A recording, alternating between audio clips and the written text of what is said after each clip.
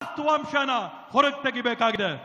मैं आप सबका दिल से धन्यवाद करता हूं कि आप कांग्रेस पार्टी के कार्यकर्ता जिनके खून में इस संविधान का डीएनए ನಾನು ಮತ್ತೊಮ್ಮೆ ತಮ್ಮೆಲ್ಲರಿಗೂ ಕೂಡ ಮನಸ್ಪೂರ್ವಕವಾದಂತಹ ಧನ್ಯವಾದ ಹೇಳಕ್ ಬಯಸ್ತೇನೆ.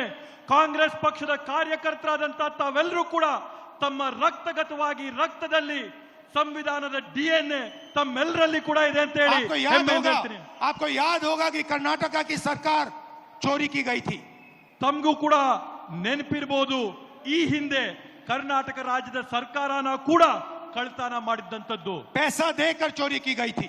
ಕಾಸುಗಳನ್ನ ಕೊಟ್ಟು ಹಣ ಕೊಟ್ಟು ಸರ್ಕಾರ ಕಳ್ತನ ಆಯಿತು. और मैं आपसे अब कह रहा हूं 100% सबूत के साथ कि लोकसभा में भी आपसे चोरी की गई है. ನಾನು ಮತ್ತೊಮ್ಮೆ ತಮ್ಗೆ ಹೇಳ್ತಾ ಇದ್ದೀನಿ, 100% ವಿಶ್ವಾಸದೊಂದಿಗೆ ಹೇಳ್ತಾ ಇದ್ದೀನಿ, ಸಾಕ್ಷಿ ಆಧಾರದ ಜೊತೆ ಹೇಳ್ತಾ ಇದ್ದೀನಿ, ಲೋಕಸಭೆಯ ಚುನಾವಣೆ ಕೂಡ ಕಳ್ತನ ಆಗಿದೆ ಅಂತ. बीजेपी की विचारधारा इस संविधान के खिलाफ है.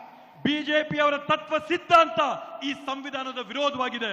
और ये हिंदुस्तान के गरीब लोगों का, किसानों का, मजदूरों का, छोटे व्यापारियों का हथियार है.